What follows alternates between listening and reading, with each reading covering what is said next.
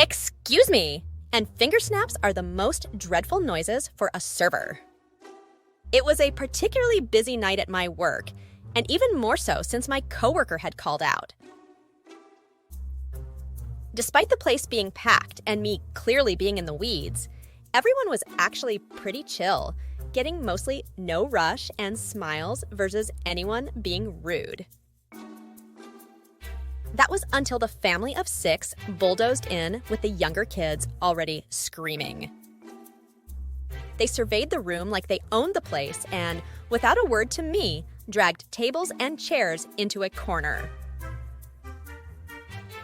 I was taking an order from a patient table when the father's booming voice sliced through the clatter. "Excuse me, we need 4 Cokes and 2 sweet teas." Heads turned, and collective glare shot towards the source of the commotion. I put that table's order in, and by the time I reached the corner, the mother's face was set in stone. "Where is your manager?" she declared.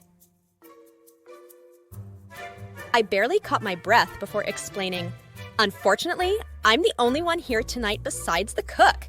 Unacceptable?" she screeched, as if volume could conjure up extra staff. "Then send out the chef." With a shrug, I retreated to the kitchen. I poured out the story to the chef, who only nodded and muttered, "I'll handle it."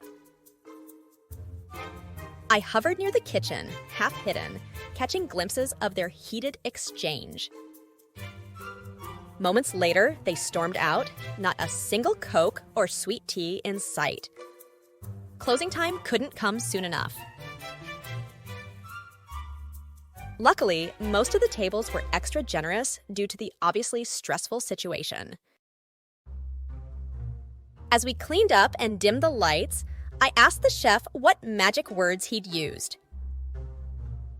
His reply was a smirk.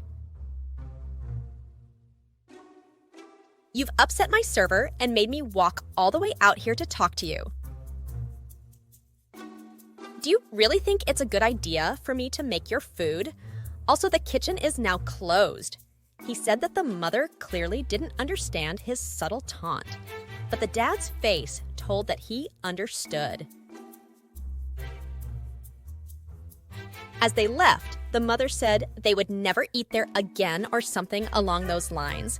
But he replied, "But you didn't eat here." He swore he saw some steam come out of her ears. I won't pretend like I didn't check all night for a bad review, but one never came.